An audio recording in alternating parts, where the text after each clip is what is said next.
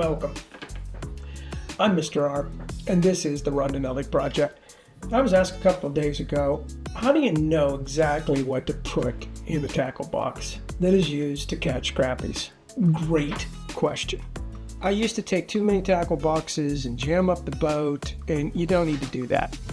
So today's video is dedicated to help the beginners or the less experienced anglers out there put together a tackle box that is stocked with what, in my opinion, targets crappies. Why target crappies? Well, number one, I have 3 reasons. They're abundant. Number 2, they're an exceptional fish to eat. Number 3, crappies are fun to catch. There's no way around that. They are. They are really just a fun fish to catch. To put together a tackle box that works for catching crappies, here's what you need to do. Let's check it out.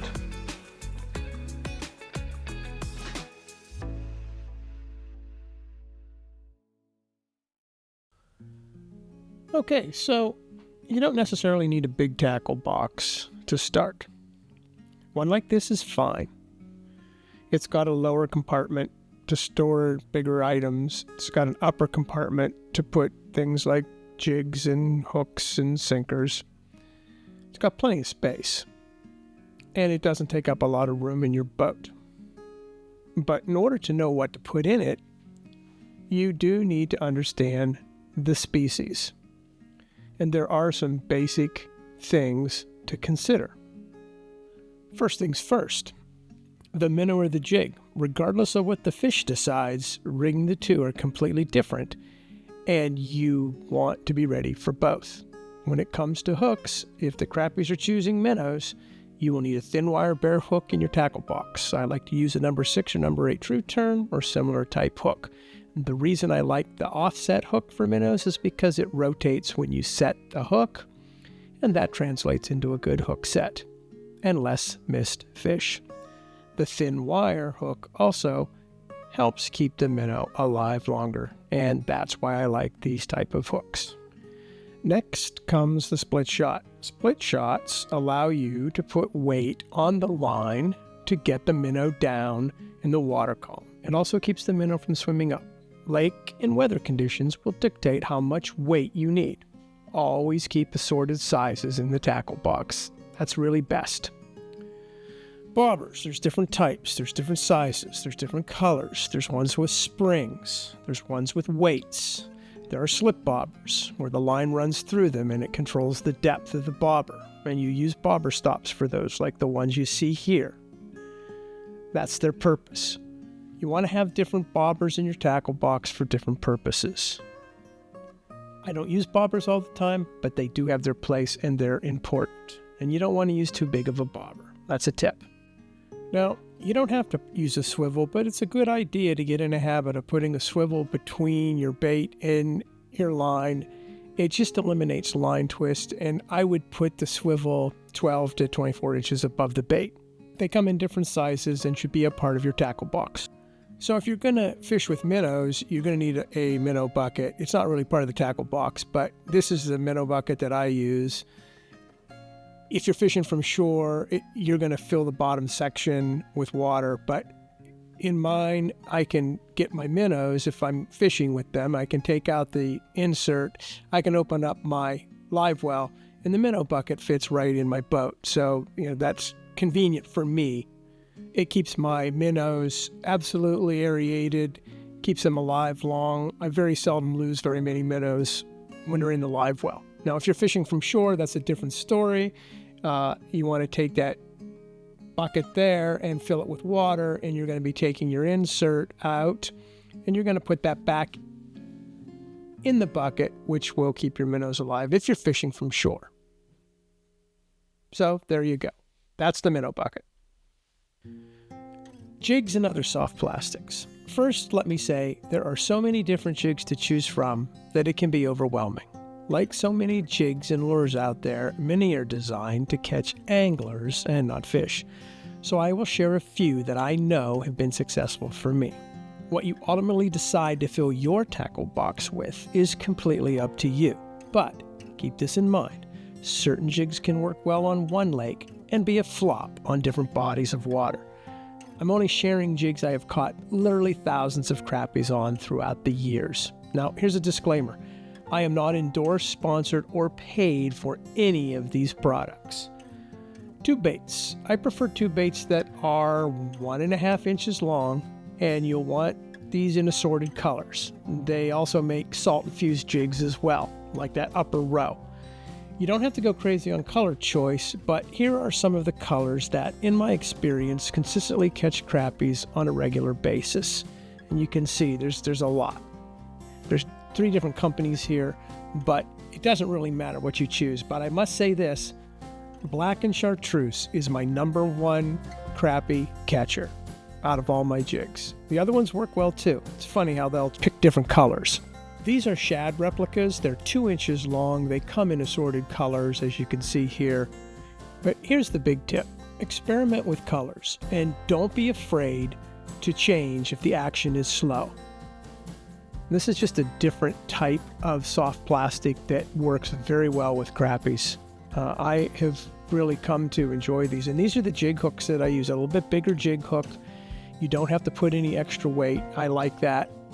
And you just put the soft plastics on your jig like you would any other soft plastic. Just run it up through the hook and up to the head of the jig. Now there's a tool you use to clear the eyelet out of the jig, and it works great. And I'll show you how it works here. You take your jig hook and you insert it through the hole here. And there's a little pointed spike part that goes through the eyelet and clears all the paint out on painted jig heads. It's really, really a useful tool. It's a pain when you're trying to thread line through, and I just use that to clear out the eyelet, and it makes it a breeze to run your fishing line through there to tie your jig on to your line, or put a clip if that's what you're going to do. I'll show you a little later here. Another item you should probably add. But there's a tool you're going to want to add to your tackle box, and a little heavier jig head, because these soft plastics are 2 inches long. Crappies are enticed by these shad replicas, so you might want to pick up a few of these. If you're going to fish with tube bait, you're going to need to pick up some jig head hooks, and these slip inside the body of the tube baits, which are hollow on the inside, and I like to use 1/32 ounce or 1/16 ounce. These are the bronze colored hooks. They come in 10 packs. You can also get the red 1/32. Sometimes crappies like the red hook. It doesn't really matter which color you use. So real quickly, here's how you rig a jig hook. You take your tube bait and you take the jig hook and you slip it in the back and you push it near the front, push the eyelet out through. Once the eyelet comes out, that's how I rig them, and crappies love them. Once again, that's my favorite color combination right there, black and chartreuse. When it comes to crappie fishing, you're going to want to pick up some Mr. Twisters or Twister tails. I prefer 1 inch, which are rather small, but they are made in different lengths and different colors. And when it comes to crappies, I don't use any over 2 inches long. So we have 1 inch versus 2 inch, and the jig gets, these are solid body, and the jig head gets inserted on the outside, not inside. And these are the jig heads that I use. I have black ones and I have green ones, and they come in all different colors, but these are the two that I usually put on my twister tails. So you're going to want to add these to your tackle box. A digital scale is great if you really want to know the weight of the fish you catch, and it certainly doesn't hurt in the pictures you take. But it's not necessary to have a digital scale. It's not necessary to have a scale at all. I'm just saying this is something you could add if you want. You can use this for any species, not just crappies. Here are the clips I was talking about. They're called no-knot fast snaps. These are really, really handy. It allows you to change jig colors without having to retie. You just clip them on and clip them off with the jig or whatever you're using, and I really like them. You can get them in different sizes, small, medium, and large. Here's some additional hardware you'll want. Scissors, hemostats. You're going to want locking hemostats. They're invaluable for removing deeply hooked fish. or helping you tie hooks on, holding things, fingernail clippers, cutting a line, an accurate tape measure or some sort of measuring device. Some lakes are now adopting a minimum size for crappie, and a fish counter. This just keeps track of the number of crappies that you're putting in the live well. It's very, very handy. And you can set it back to 0 if you wish. But these are all items that are very handy and probably ought to be found in your tackle box. So there you have it. That's everything you ought to have for crappie fishing. I'm sure you can add or take away whatever you feel is necessary, but you can see everything fits, it's organized, it's in there. You're ready to go crappie fishing, and you don't have a bunch of stuff you're not going to use and in the way. It's a great way to organize your gear.